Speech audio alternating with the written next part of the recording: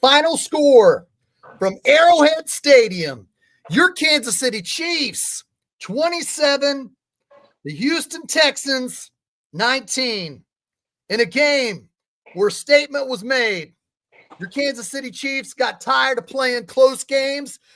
They woke up and they at least for one Saturday this season looked like a team to be reckoned with. It looked like a team that said, okay, there's a light at the end of the tunnel. The freaking playoffs are just around the corner. All we got to do is win 2 of our last 3 games, and we ourselves have home field advantage throughout the playoffs. Ladies and gentlemen, boys and girls, Kansas City Chiefs freaks worldwide of all ages. Once again, I am joined by Harvey Williams, the Kansas City Chiefs #1 draft pick in 1991, 21st overall, number 44 in your programs, number 22 in your hearts. Harvey, how the hell you doing on a Saturday? I'm good. What's up, my brother? Everything is good here. You know, what'd you think? I mean, what'd you think of today's game before we break it down? How you feeling? Love the game, man. To me, it was the best game of the year, of the year for us. We look like a complete football team. I know, we're, where we at for a reason. But no, we was clicking on all cylinders today, man. Defense looked good. Mahomes, bailed us out when he needed to. He distributed the football, where he needed to, put the football. But it was a good win, man. I'm from Houston. I live in Houston, so the Texans really thought they was gonna come down there and kick ass and do a number on Kansas City because all week doing down here on the news, they was thinking that as a whole, Kansas City had a bunch of holes, on offense and defense. Right, and it was a great game that we're gonna talk about it, but we also have some guests joining us here in about 10 minutes. It's Dylan Sayers and Christian Day, 2 filmmakers that I had a chance to take part in and be a part of their documentary with ChiefsAholic, and we're going to expand on that here in a little bit with them. But first, we're going to talk about the game here specifically. The first drive, the Chiefs defense, Jaden Hicks, the 4th overall pick, the fourth round pick, I'm sorry, out of Washington. The safety had an interception and really set up shop for the Chiefs. His second interception in 2 straight games. What do you think about Jaden Hicks, this rookie safety? Man, he looked good, man. They, hell of a play. They had Stroud look like he was scared today. Had him, getting off his mark, looked nervous, and it was a hell of a play. At the beginning of the game to go down there and made it was a big play. It was a great play for a rookie. He had to fill in for Chamari Connor, who was out with a concussion protocol. Chamari Connor took he took a knee or a thigh from Nick Chubb to Chamari Connor's head last week. So he was out with the concussion. So they're asking a lot for Jaden Hicks, but to have interceptions in back-to-back games, that's impressive. He's got good size. He's tall. He's lanky. He reminds me of Gary Barbaro, the Chiefs free safety back in the late 70s, back when we were just in grade school trying to figure out what things were about. But, he really brought it. And, that was exciting. I'm great to see him play because a lot of people were shocked that he was still available in the 4th round, but the kid brings it. And what did you think about Hollywood Brown's return today? His first game action all season. Tell me about Hollywood Brown, Harvey. Hey man, I've been waiting for this cat to play the whole season, and he went in there and look a little rusty, but I'm looking in the future, and just added another weapon to Mahomes. So he looked great today, along with all the other guys on offense, and I think he's gonna make a difference here in the playoffs. But he looked really, really damn good to be off, haven't played all year. A lot of people are saying, Todd Blackledge, former Chiefs #1 draft pick, calling the game today for NBC Peacock. Welcome back, Todd. I'm sorry it didn't work out here, damn it, but we're glad you're here. Todd Blackledge talked about timing with Hollywood Brown. How long do you think it'll be for they get that timing down for Hollywood Brown and Patrick Mahomes? How long do you think it'll take? I think a couple of weeks, but before he got injured, him and they say him and Mahomes were looking good together. Had a chemistry together along with Rice, and man, it's gonna come down here to the end of the season. I think he's gonna do really, really well because he looked a little rusty today, but Mahomes was dealing the ball to like 4 or 5 different receivers.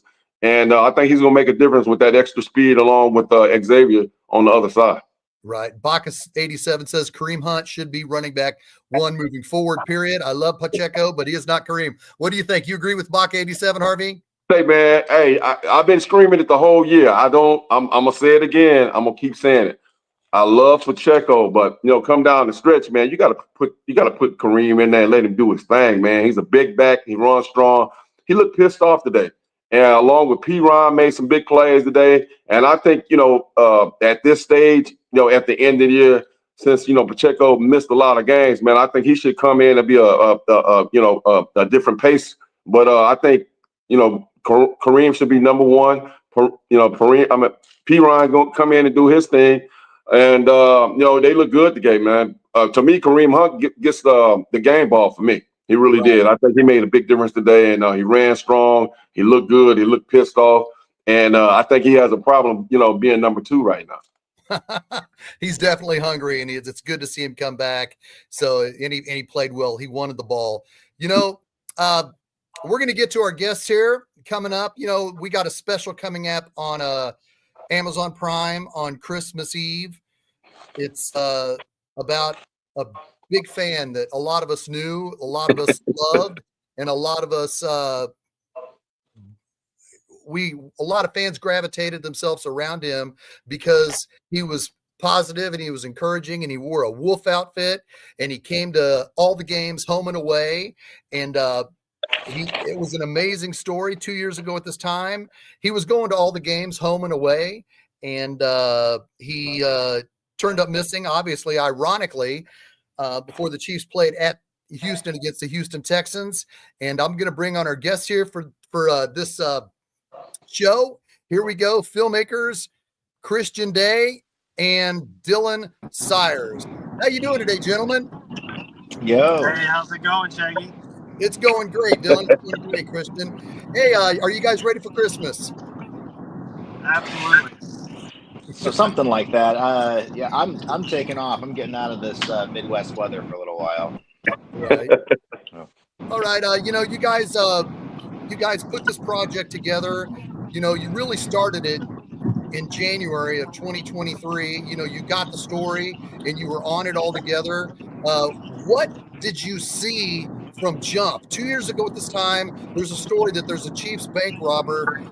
There's a Chiefs fan that's a bank robber that you wanted to jump on. What expedited that process 2 years ago at this time? For me personally, it was just the mystery of Xavier. Him being, arrested, being a beloved super fan, and then going missing, and then winds up he's in a Tulsa County jail for bank robbery. For me, it was like, well, who is this guy? And then the reports came out that he had, on his pauper's affidavit, had written that he was homeless. It was the mystery, and that kind of really jump-started it. Yeah, I mean, to follow that up, it was kind of a bonkers story. I remember I was doing my annual. I make a cider for all my friends around the holidays, and I was like doing my cider delivery, and Dylan called me and he's like, "Hey, I just heard this story about this crazy Chiefs fan who went to all the games, wore this wolf costume, big on social media. He robbed a bank." And I'm like, "That's nuts." And then as we went on, he, not just the homeless part, but I remember when Dylan had a theory that he thinks he may have robbed several banks, and Wow. I didn't believe him, and he was right. Because I'm like, who robs banks in then 2022, who actually does that? This isn't like, we don't live in the world of Jesse James anymore. But yet here's this guy. who, what was it, like 10 or 11, Yes. Dylan? Yes. I mean, like so basically I had done some research, and figured out 3 banks that I thought he probably had done, which is a West Des Moines bank, a Clyde bank, and an Omaha bank. And, when I reached out to him and, asked him if we could film with him if he got out on bail, the idea was at some point. Uh-oh, we lost him. We lost him. There we go. We'll keep working. Well, Go ahead. I can follow up with that. Okay. Hopefully we'll get him back. Oh, here he is. There he is. Go ahead, Dylan. Continue. Sorry, I'm driving back. I was just at the Texans game. Whoa! You should stop by. Damn it. No, go ahead. He was actually there. He was there with Johnny B-side. Awesome. Yeah. Oh yeah. As Dylan is frozen in time right now. Go ahead, Christian. Yeah. No, Dylan had this, he started seeing the patterns. He said that the West Des Moines one, and actually he robbed one of the ones in West Des Moines twice. And when he started doing the research, like based on where some of these away games were, and like looking for any bank robberies like in that area, I was just like, again, I didn't believe it, but Dylan is like, Dylan should be like a professional investigator, because when he like zones in on this stuff, like he'll find it. Sometimes probably faster than the authorities will find it. Dylan will find it. So, and when it all came to light, I'm like, son of a bitch, he's right. He's right. Hey, Christian and Dalen, let me ask you something, man. I'm Harvey Williams. I just want to know, I've been seeing the commercials and different things like that. Is it because when I'm seeing the commercial, I'm thinking the guy's out. The way how y'all did it, it made it seem like he's out right now. So it kind of like threw me for a loop. I'm like, I followed the story a little bit, but I'm like, I thought this dude got like a 350 years or 25 years. Well, how is he out? So let me back up. So when we were with him, he was only arrested for the one bank robbery, the one in Tulsa or Bixby, Oklahoma, and he was out on bail. Right. And Dylan had reached out to him, because you can just call an inmate. He just called him and said, "Hey, we would love to tell your story." Because especially after he started realizing like this guy's homeless, right. And kind of learning the background became more interesting. So we were with him when he first got out. Now, while he was, kind of out on bail, we got to spend some time with him, something that no one else really got. And then shortly after that, he was kind of not really wanting to talk to us anymore. And then come March is when he ended up cutting his ankle monitor and ran. And then, part of the film is Dylan and I with the bail bondsman looking for him 2 weeks of our lives, just like, doing stakeouts and wow. It was something. But yes, he is out in the film, but then, everything was happening in real time. Right. And that's a very rare thing in film. Like normally when you do a true crime piece, it's done and you're just recapping what happened. We were right in the middle of it the entire time. Yeah, I saw a little piece on the bail bondsman guy, Michael Lloyd. Do y'all interview him in the documentary? Because man, I can't imagine losing $80,000 after some guy that ran on me. Man, I think I'd still be looking for his ass right now. So yeah, I think I'll break into jail and go get him to get my $80,000. So yeah, I'm looking forward to seeing the documentary, man. It's very, very, very the way y'all did. It's pretty cool. Before the $80,000 was becoming like a real thing for him to pay, because we were paying for the majority of that part of that shoot out of our own pocket because the development money was gone. And I was kind of like you. I was like, I'm gonna find him. Yeah. I'm gonna wring his neck. But just the inconvenience that he's caused us for these last several weeks. But Dylan was with him. He can kind of talk a little bit about that. He was with him when he had to pay the $80,000. Wow. Yeah. So Xavier was the first bond that bail bondsman had ever had to pay. Really? Yeah. Did it set him back a lot? I mean, 80K. Yeah. I mean, he was pretty ticked. Hey man, I'm from the hood, so you know where I'm from, man. Guys get smoked for a whole lot less than that. 80,000. That's a lot. Wow. You know, But the crazy. Sorry, Shaggy, but the Go crazy ahead. thing the crazy thing you'll see in the film is the same day that Michael Lloyd had to pay the bail bonds, they caught Xavier in Sacramento, California. No. Yep. Man, hey bro, I So he got cannot wait. back. I can't wait to see this, man, because I remember, doing some Kansas City Chiefs games. I remember seeing, and they would show him doing the games with the werewolf suit on, and just, a werewolf, toting a gun and robbing banks and just, got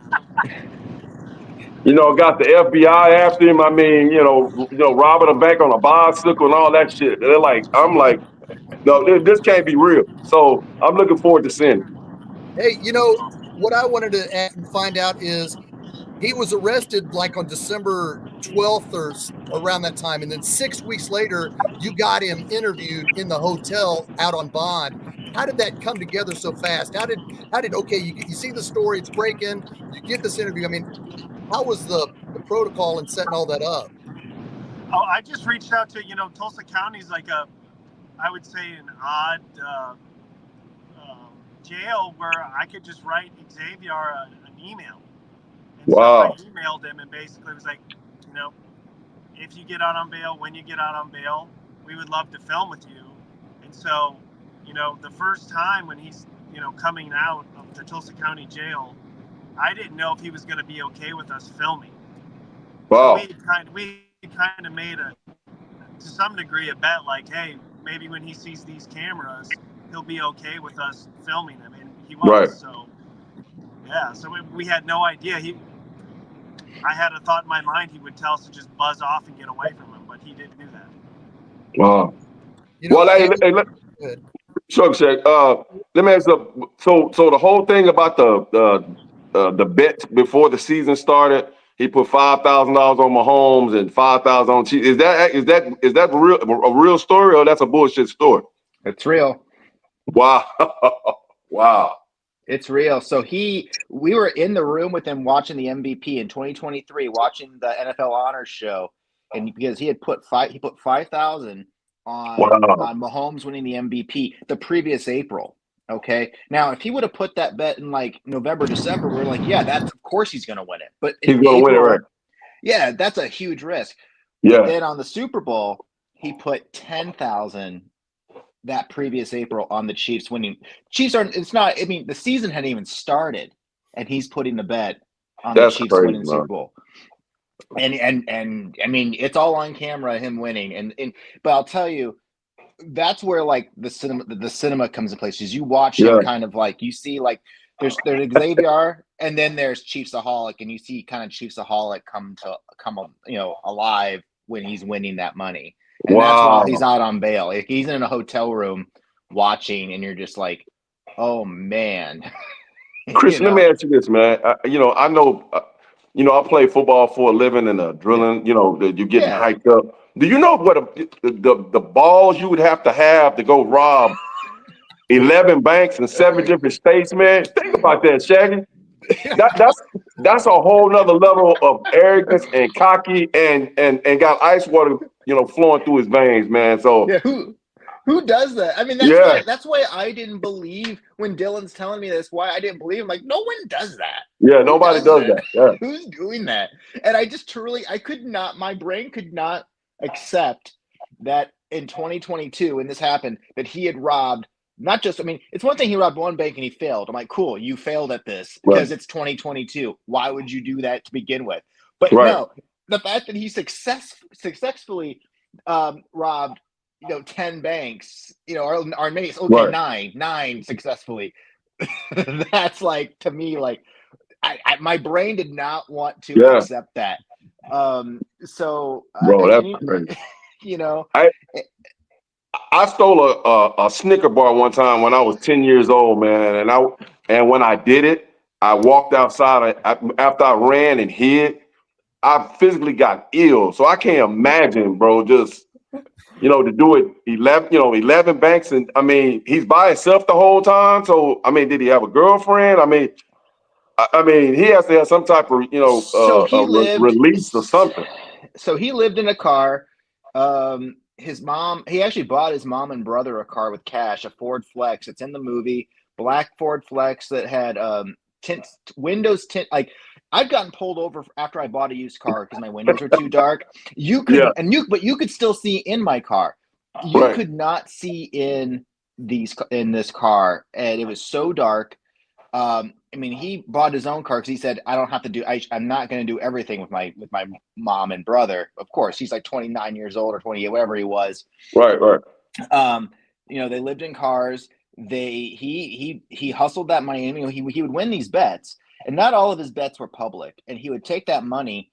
He would live off that. And he does talk to us, and I can't remember if this actually made it in the film. He said it was, I mean, we all can kind of agree with this. We understand, but like, don't get an apartment because you're literally at the very minimum throwing $12,000 a year away where you could be pocketing that and saving for a home. He was just living the lifestyle. He was living the fanatic lifestyle, going to all the games, big bets. And when he was robbing the banks, he lost that one. There's a bet in the movie that we talk about. He lost $80K when the Chiefs lost to the Bills. What? He put $80K on the Chiefs, and he lost it. And so, and we obviously don't know if that was. I mean, I think just common sense might say that might have been an influence on why he may have robbed a bank. Right. Wow. But he was taking that money and trying to wash it through sports betting. I mean, that's what he was doing. And people would say, like, they would see him at the sports book over at Hollywood Casino and all those places. So, I mean, and that whole community. I'm not a gambling guy. Yeah, me neither. Yeah. Me neither. And I mean, and obviously, like we once you see the film, Shaggy has seen it. Like, we definitely dive deep in the super fan world, and also the Chiefs or Die guys with Fidel. But we also talked to a few guys that do some hard betting just like him. And it's a whole other lifestyle. I learned a lot of terminology like, yeah, I got a slip on that. I'm like, what's a slip? And I don't know what any of this. Right. I don't know what any of this. Sound like gang talk. Yeah. Yeah. I'm like, what? Right. But wow. Christian, when you look how this situation unfolded and it expedited quickly when he ran from the law, I mean, it created that story to where you had to interview his mom and his brother and try to get an idea of what he was like. Did this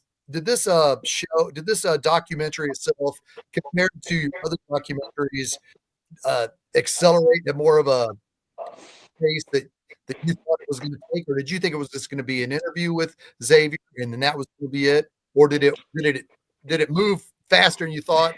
Really, you had to hold on for the whole entire ride. So I can tell you, we thought it'd be more cut and dry. For us, we had just finished another film called Taken Together. This was a mini series on HBO about two girls that were kidnapped. And amazing work, sad story. Real quickly, let me say this: if you get a chance to see Taken Together, check it out.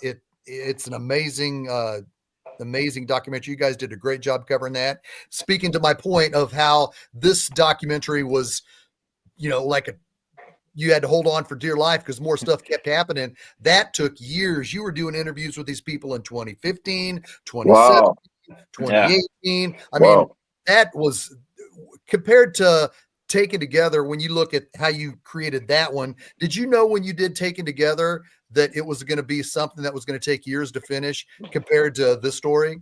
No, so Dylan started in 2015 and I met him on another TV show that I was doing in 2017, and we kind of became quick friends. He lived like less than a mile from my house. We started just hanging out, and I started joining him on doing these interviews. And I said, like, we need to try to sell this because there was so much going on with it. It was a cold case, and it still is unsolved, but there was like a lot of theories, and there was kind of a lot of I don't want to come up with this idea of conspiracy and just like there was so many different theories of what happened to these girls.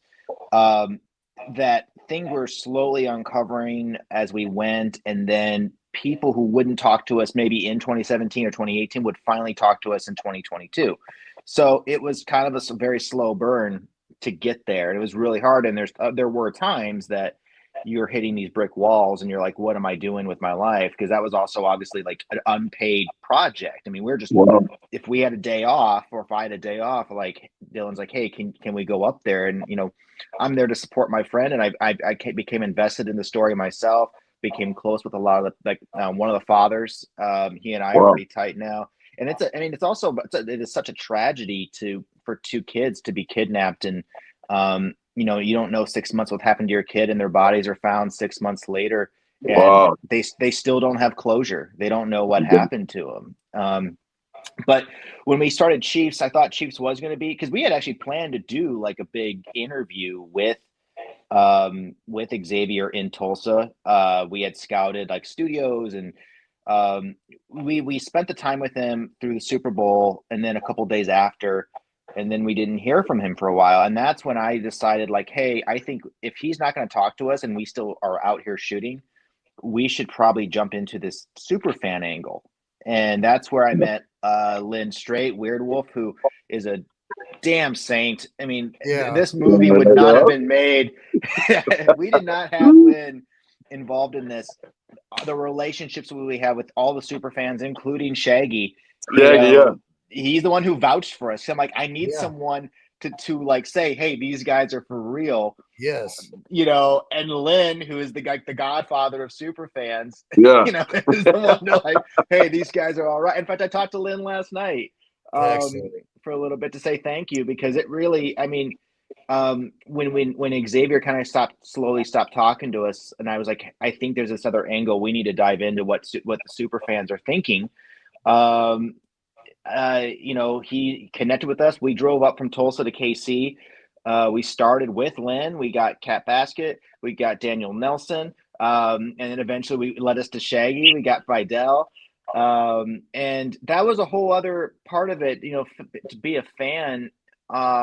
You know, it's one thing to say you're a fan of a team, and you refer to the team as if it's your team. Like we are the Chiefs. We are Chiefs Kingdom. This meeting everyone and understanding how deep their roots go in Chiefs Kingdom is very heartwarming. And I loved understanding. My grandfather's from KC, big Royals guy. And he used to build these like little caskets with teddy bears in them, and said and they would have baseball hats, and then they would have like the Royals baseball hat. And he said, I'm a diehard fan. And and he unfortunately he passed away in 92. He was much older. And but, you know, I've had this connection with Kansas City, and everyone hearing their stories about being longtime fans and supporting the teams, both the Chiefs and the Royals. It's just it was kind of like a homecoming for me to dive in with everybody and learn about all this. And but I mean, the movie comes out in a couple of days. I hope everyone enjoys it. Yep, ChiefsAholic. That was us just 3 years ago, and Shaggy game, and we had a good time. And you know, I thought he was happy. He knew who I was. He walked right up to me after I just finished my post game that I was doing on my own YouTube page, and he came up to me and he said, "Hey, what's going on, Shaggy?" And he met my family, my daughter. Wow. My daughter took the picture, and as we were leaving, I saw ChiefsAholic with his mom, and you could really tell that he cared for his mom. And I knew. I even asked, I said, "Who's that?" He said, "This is my mom." And he gave her a hug, and they seemed genuinely happy. And I thought that's cool that he would take his mom to the game. And we left, and he just seemed like a normal rabid Chiefs fan that was, at all the games, just raising hell, just like all of us. And when we found out he was missing for 24 hours or 48 hours, we were worried about him because he wasn't at, ironically, that Texans game. And we found out that he got arrested for robbing the banks. And props to Christian and props for Dylan for catching up with him when it was time to do the interview with him. And, we know the story, and we're looking forward to it coming out on Christmas Eve on Amazon Prime. Christian and Dylan, I appreciate your time. I'm sorry Dylan cut out. What time, Christian, will this debut on Amazon Prime? Do you know what time? Well, it premieres at midnight, 12:01 a.m. Pacific. So if you're up, it'll be at 2:01 Central Time. 3:01 in East Coast. So I mean, if you want to stay up or get up early. No, I'm definitely gonna stay up to see it. Yeah, I really want to see it, man.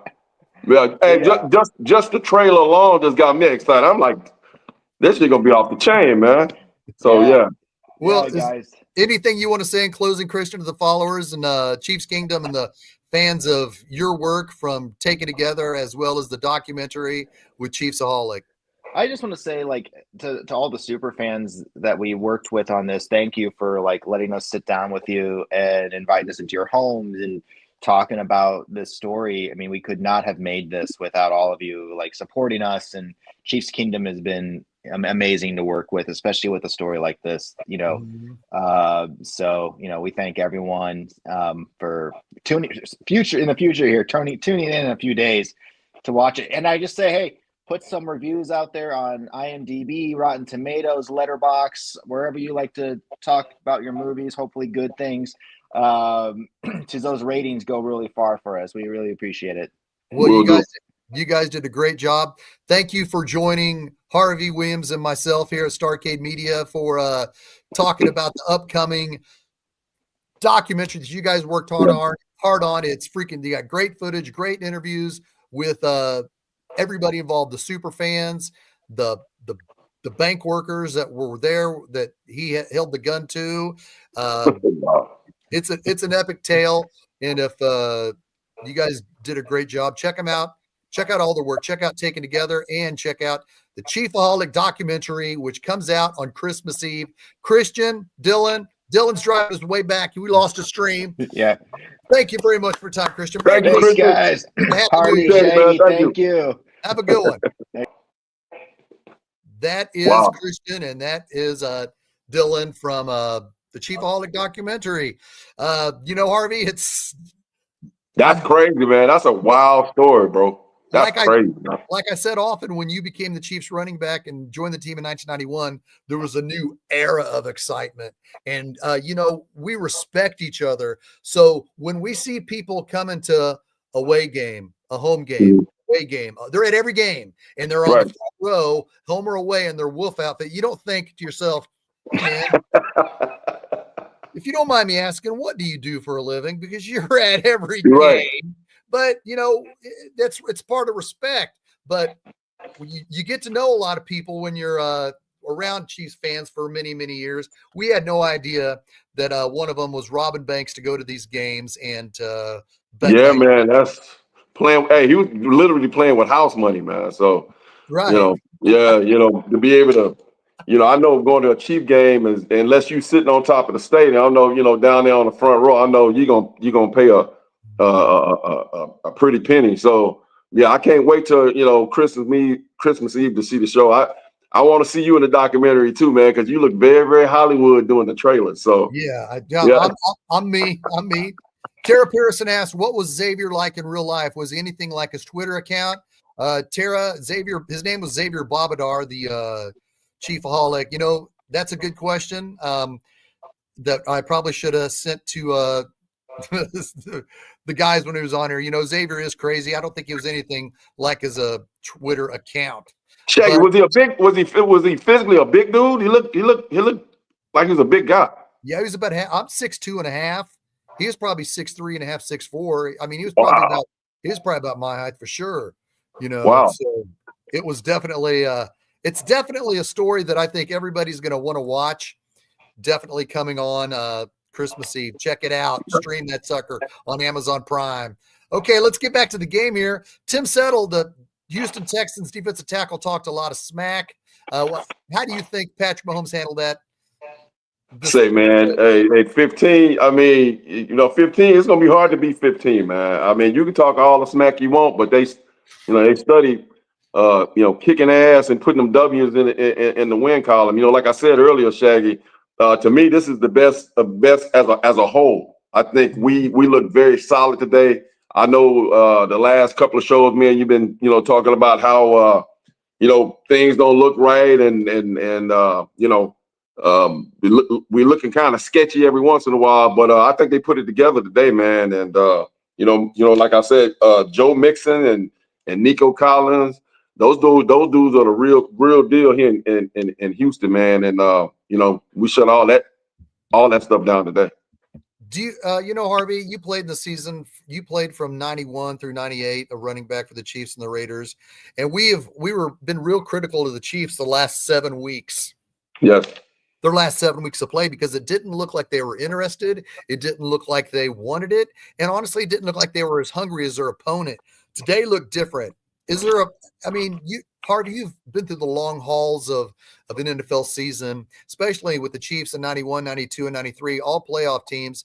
Did you feel all 3 of those seasons like the Chiefs have showed from mid-October through the middle of December, that it looks like a lull? It looks like you're tired. We've seen the struggles. We know it was left tackle, but did you see the same team that didn't look hungry? And can you relate to losing the desire midway through the year?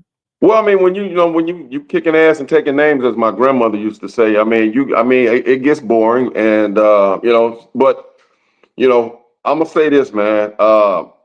Every time Kansas City lines up, man, everybody wants to beat them. So it's not like everybody's gonna lay over and just the big bad Kansas City Chiefs. Everybody gonna sit down and get out the way. They're gonna come to fight and kick ass and try to take that title away from us. And we did the damn thing, as Deion Sanders used to say a long time ago. And I'm proud of them, bro. The Houston Texans is a very, very physical team. They talk a lot of noise here in Houston. I know you guys don't get a lot of it's all Kansas City stuff there, but around here they really thought they were gonna come down there and blow us out today. They really did. Way to go, Monica. Especially on the radio station. Yeah, Pat settle all that talk down. Yes, settle. Good points, because Settle was talking all of that noise. Salvador Farsier says, "What a win!" Yes, it was, Salvador, without a doubt. And Kevin Capel says Kareem should be running back number 1. He agrees with Monica from earlier.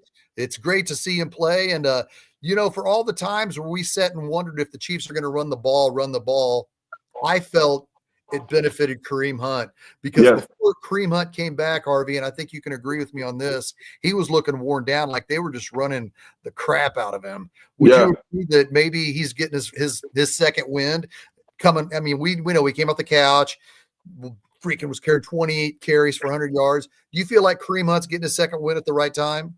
Yeah, man. As a whole, we're peaking as a football team, but I think by bringing Pacheco back, it lit a fire in his ass, and he did look tired about 3 or 4 games ago. But it takes a guy coming in there and saying that he's the number 1 guy, especially running backs, man, because our running backs, we all think we're thoroughbreds, if that makes sense. If you look at thoroughbreds, like I used to go to horse races all the time, man.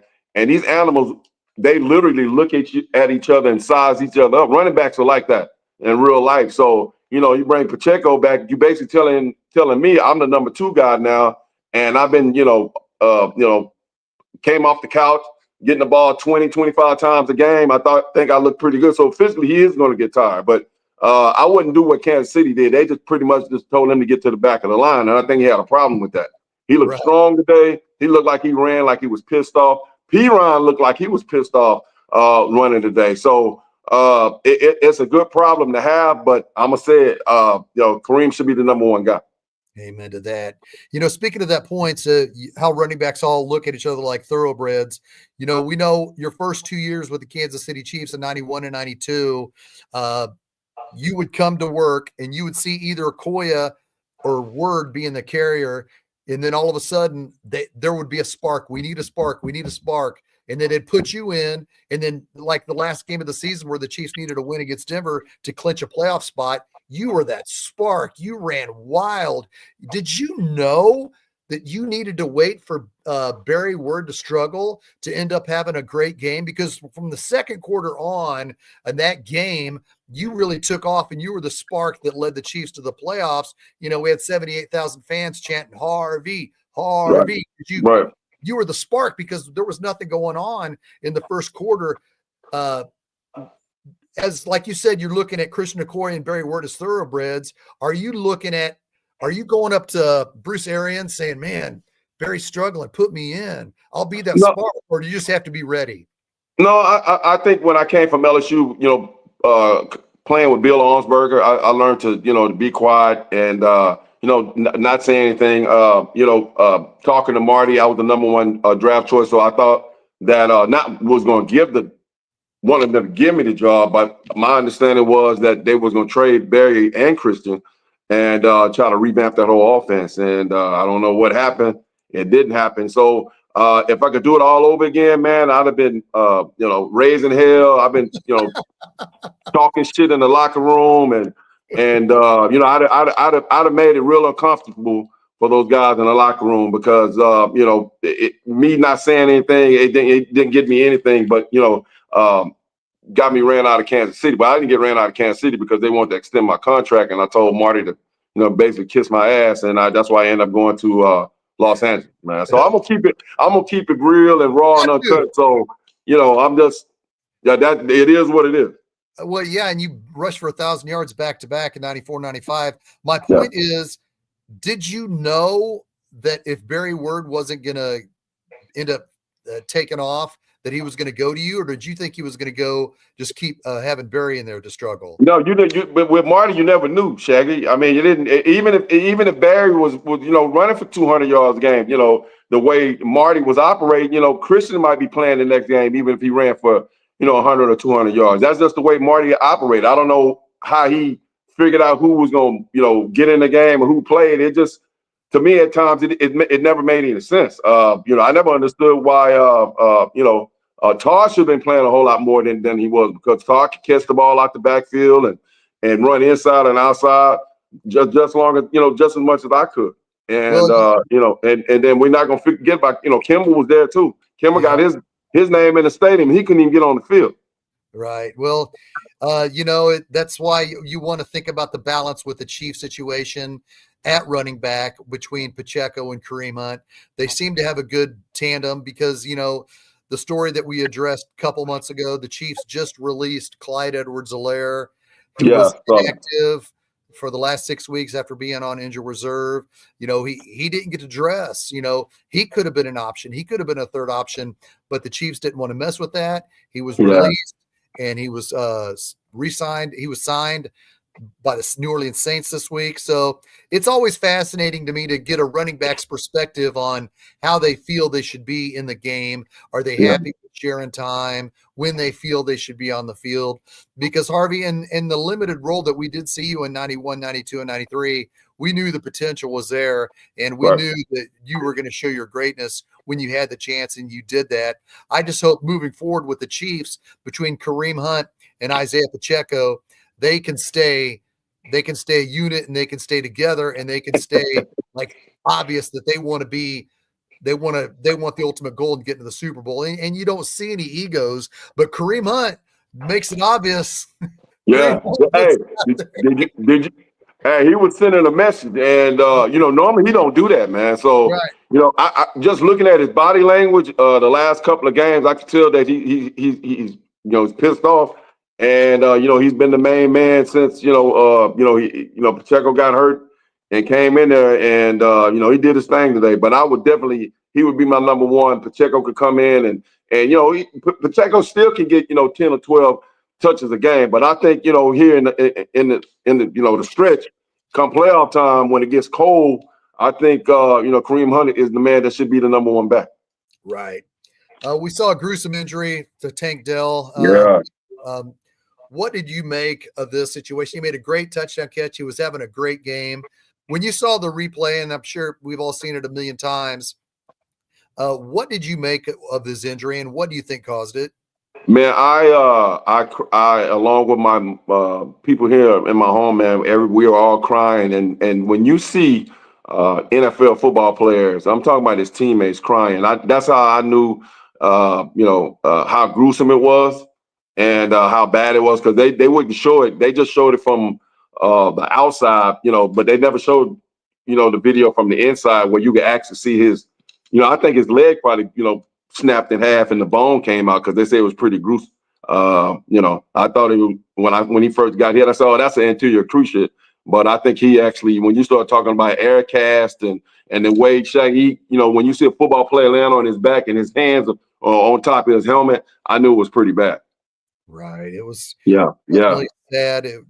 The fact that it was moved Stroud to tears was like, oh my God, what is he alive? That was a scary few minutes. So he was him and Stroud, he took it pretty bad. I mean, the way he was sobbing, man, was like, him. I know that they say him and Tank Dell are really, really, really close, along with Joe Mixon, and and he was having a hell of a game, Shaggy. Yeah, he was. He was having a hell of a game, and I think that shook that Texan team, man, and the kicker, he immediately came in and to kick the extra point and missed it, hooked it. Wow. Yeah. Well, our thoughts and prayers go to Tank Dell for a speedy recovery. Again, we don't know specifically. We know on the surface, what we've been hearing from fans, that it's not good. Yeah. But it didn't look good. Whenever a player's carted off, it doesn't look good. So our prayers to him, and we're sorry that it had that effect on Stroud, but he did come back and he did continue to play strong. Harvey, big win for the Chiefs. When you look at this game, and let's look at these stats for your Kansas City Chiefs. Patrick Mahomes was 28 of 41, sufficient game, 260 yards, 1 touchdown to Xavier Worthy. What'd you think about Patrick Mahomes' game today, Harvey?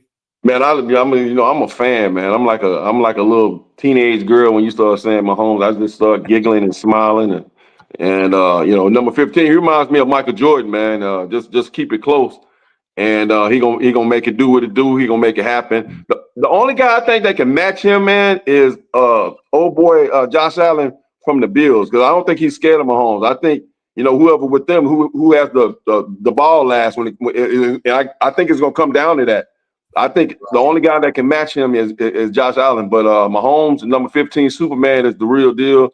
And Worthy, like he was coming into his own today. He felt comfortable, and along with Hollywood, I think we're gonna be okay with D Hop and Kelsey and and Noah Gray. Right, and Kareem Hunt had 11 for 55. He could have ran for a touchdown, but he fell down at the 12-yard line, to stop the clock. But couldn't have been me. Yeah. Couldn't have been me. I'd have been high stepping from the 10, and when I wouldn't have slid, I wouldn't have done none of that. Hell no. So no. So if Kareem Hunt scored there, the Chiefs would have gone up 11 with like 1 minute and 40 seconds left. He said, "Let's get this game over with. I'm just going to fall down at the 12." He ran for 22 yards and fell down, but he ended up with. Hey, you're mad, right? So I had an excuse. I was pissed off, so that's why I scored, Coach. Patrick Mahomes is the next leading carrier with 5 for 33. He had that 15-yard touchdown run, which was something to see, because we were worried about his ankle. Let's go back to Mahomes for a second, Harvey. When you look at the ankle, everybody want to talk about the ankle, Mahomes' ankle injury. Just a quick question. With the Chiefs playing in 4 days on Christmas Day in Pittsburgh, would you rest him or would you play him? Man, I would have rested him in this game, but he's a stud, man. I know, you could tell that first run when they ran him out of bounds, I was like, oh no. And he got up and he was looking like Hopalong Cassidy. And he did his thing today, man, especially with the runs. I mean, he was running like he was running as hard as he could. And he don't want to lose, and he's going to be there. I think you'd have to cut his foot off for him to miss the game. So no, I'll let him play here on out, because he looked really, really damn good today. The receivers, Xavier Worthing was the leading receiver, 7 for 65, including that one touchdown in the end of the third quarter. Pirine was the next receiver, he had 3 for 50. He had that long swing pass out of the backfield that gave the Chiefs 3 points before half. Hollywood Brown's return, 5 for 45. A lot of people don't want to look at it, but the Chiefs scored 27 points today. They were struggling to get to 20 points the last 8 weeks. And I think Hollywood Brown is a chain mover. Yes, he is. I know we talked about it at the beginning of the show, but again, if you could reiterate your feelings on the return of Hollywood Brown and what he brings to this team with DeAndre Hopkins and Xavier Worthy. Man, I think it's going to make a big difference, man. I mean, he's probably not as quick as Worthy is, but if they was running a 60, I think Hollywood Brown would probably get him. Or from 60 to 100, I think Hollywood Brown is faster. Xavier is faster than the 40, but with one guy on the other side and D Hop running the middle and then along with Kelsey and Gray, man, it's going to be hard to beat Kansas City with adding him. With the speed factor, you got two world-class sprinters on the outside, and you got 2 guys that's on the inside with Kelsey and D Hop, and then with Hunt, running in strong. That's a recipe to win the Super Bowl all over again. And how about DeAndre Hopkins, 4 for 37? How about that toe tap and the one where he leaned to keep his feet in bounds? Was that a catch? I mean, that is what we need. We need guys like that at the crunch time down the stretch. We need guys that can make those catches. And DeAndre Hopkins, I think he could be a Hall of Famer, especially if he gets a Super Bowl ring. That would just be the icing on his cake. That was excellent. And Travis Kelce was 5 for 30. Kareem Hunt had 2 catches for 24. Noah Gray, 1 for 10. Anything else you want to add about this receiving stats before we close? Man, I just love everything what they're doing. I mean, I'm gonna tell you what's the sleeper for me is Gray and Kelsey, because when you got those guys on the outside, man, that stretch and taking the top off. We had guys like that when I played for the Raiders named James Jett and Rocket Ismail that could just get all that trash out of there and let them dudes do their work up under. It's gonna be scary, man. Once they start, I don't even think they have peaked yet. It's just they've been winning ugly here and there for the last 4 or 5 weeks, but they look damn good today, man. And I'm gonna eat my words when I was talking that nonsense about 4 or 5 weeks ago. I don't know, we don't look good and all that. Hey, along with my co-host, yeah. So, but yeah, man, it's gonna be hard to beat Kansas City. It's gonna be hard to beat us. So, yeah, I'm looking forward to it. Now the $1 million question. The Chiefs all-pro left guard, Joe Thuney, has bounced out from his left guard position to play left tackle. He's played great. DJ Humphries is probably going to be returning against the Steelers. Are you comfortable with taking Joe Thuney, putting him back at guard, bringing in DJ Humphries and having him at tackle? Or are you just going to be to the point, hey, Thuney, you're doing good as a tackle, even though I know you're an all-pro guard. Do you trust Andy Reid on that, or what is Harvey Williams thinking? Because when you take Thuney from the inside and put him outside, we're not as strong running the ball inside as we are.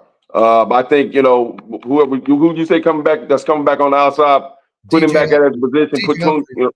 Humphries back to at his position and put Thuney back inside. And if stuff start going sideways, then stick him back out there, because he showed us today that he can play top.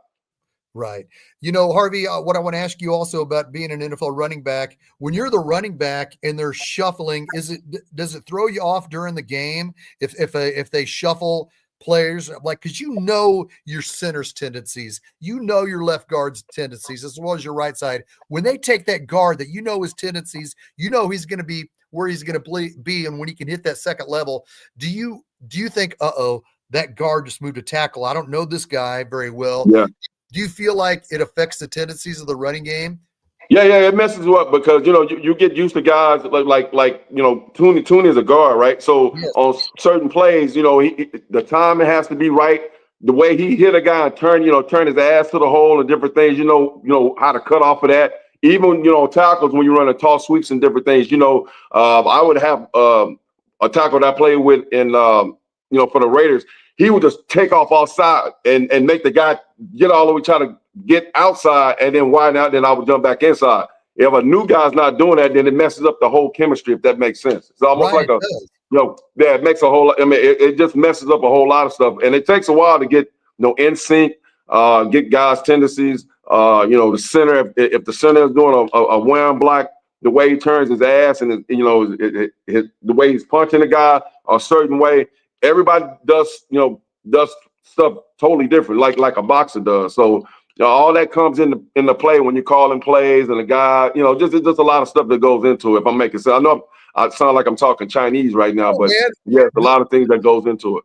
Well, if you're talking Chinese, I can understand it. You understand me? Okay. Hell yeah. My wife tells me sometimes. My wife tells me sometimes when I get excited, I start talking fast. So I gotta do my Billy D. You remember who Billy D. Williams was? Yes. Yeah, I gotta talk real slow and sexy and like that. So, well, I have you here to break down the X's and O's. It's important to me for you to share your experience on what a makeshift offensive line is. Yeah. 4 different left tackles, what that does to an offense. Harvey, you played for 8 years in the NFL. Like I said, you had back-to-back 1,000 yards in 1994, 95, your first 2 years with the Raiders. So I need to know these tendencies. That's why I ask, and that's why it's important that you explain it to the world. All right, what is today's Harvey Williams hip, hip, hooray?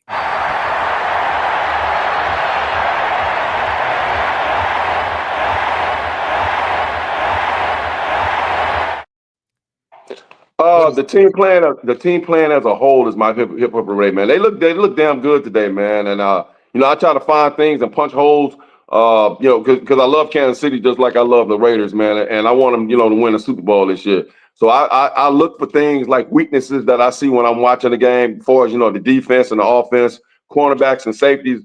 I didn't see anything today. They look damn good today, and my game ball would go to Kareem Hunt today. Right. Excellent. And today's Chiefs Texans, Harvey's hell no. Nothing illegal about it. His head's in front. Bang!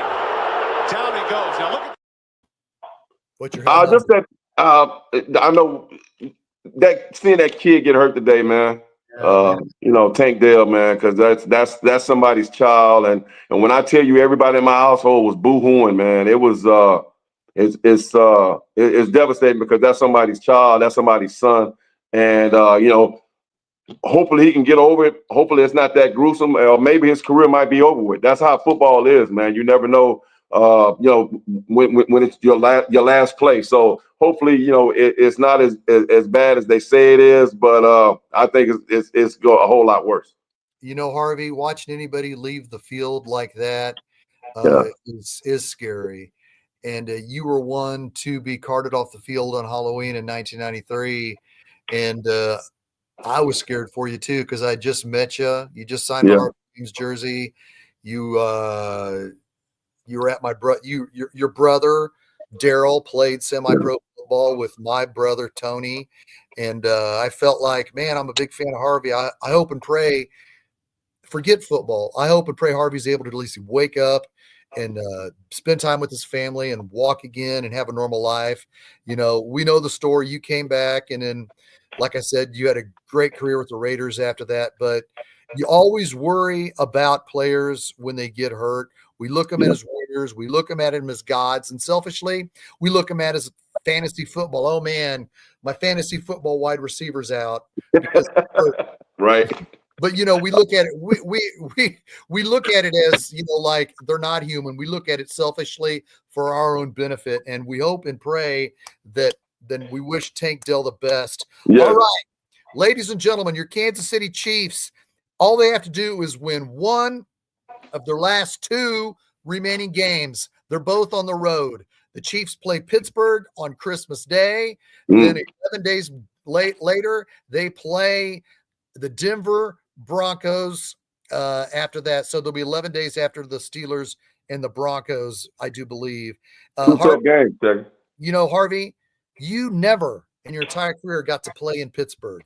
There was always these schedule quirks. The Steelers were always coming to Kansas City and Oakland. I looked it up. I wanted to ask Harvey Williams what was it like to play in Three River Stadium, and I looked at it and I was like, man, the Raiders didn't play in Three River Stadium when Harvey was playing for him. No.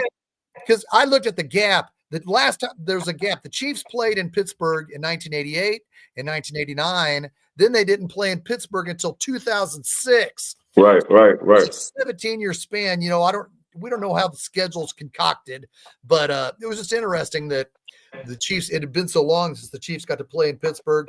Harvey, you told me you were a Steelers fan or your brother? My brother was. I was a Cowboy fan and an Oilers fan.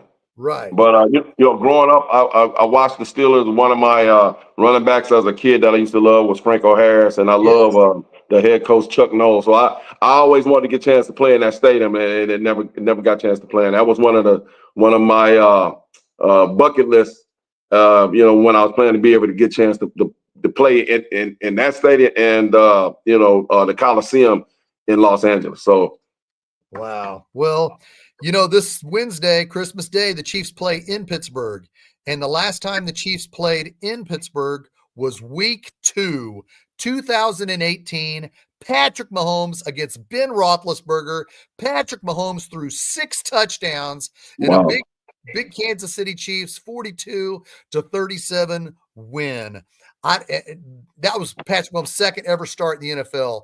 He threw 4 touchdowns against the Chargers, then went to Pittsburgh and threw 6. We don't know if Patrick Mahomes is going to throw 6 touchdowns again in Pittsburgh this Wednesday on Christmas Day, but because Pittsburgh's defense is great. Harvey, give me a preview. Chiefs, Steelers, Mike Tomlin, Russell Wilson, TJ Watt on defense against Andy Reid, Patrick Mahomes, and Kelsey. Give me a preview. I'm quite sure it's going to be a classic game, a physical game, a lot of fighting during the game. And, I'm going to say it again, man. I love Patrick Mahomes, bro. I think we don't understand exactly what we're watching right now. Maybe 5 or 10 years from now, when he's out of football, I think you'll understand how great he really is. And, I'm going to say it, I'm going to keep saying, man, at the end of the day, when they close the books, he's going to go down as one of the greatest quarterbacks that ever lived, that ever walked the earth. So I'm, just to see him when he sit on the sidelines, man, like he don't get rattled. He has everything under control. And to me, he reminds me of Elvis Presley, how cool he is. So, yeah, man, I love me some Patrick Mahomes, man. Yes, sir. Well, I got it. First, I got to give a shout to. We got a Texans fan in here named Trevon Moses, Texas Nation, and he says, "We'll see you in a couple weeks." Yeah. Trevon Moses, thank you for joining the Chiefs postgame show, and we know we're probably going to see you in at least 4 weeks. The Texans pretty much have won the South. So I think that I don't know if the math, but I think right now they'd either play the Chargers or Baltimore. So if you guys beat the Chargers in Baltimore or Baltimore, there's a really good chance that we will see the Texans again in just 4 weeks. Yeah, man, I think the AFC is better than the NFC. So it got a lot of ballers in the AFC. It's gonna be tight and tough. So let the games begin. Right. All right. Well, we're going to be doing our show. We're not doing our show on Christmas. We will be back here Thursday morning at 11 a.m. We'll be back up here Thursday morning, 11 a.m., December 26th, to break down the Chiefs and Steelers. So I know you'll be bumming, thinking, man, I want to see Shaggy and Harvey. It's Christmas. We all got families to tend to. But tune in Thursday morning on War Chant wrap up immediately after not immediately. Not immediately. The next day. I think I'm gonna kidnap Santa, so don't everybody get nervous. So yeah. Again, this Christmas Eve, check out Amazon Prime, the ChiefsAholic documentary that I was a part of.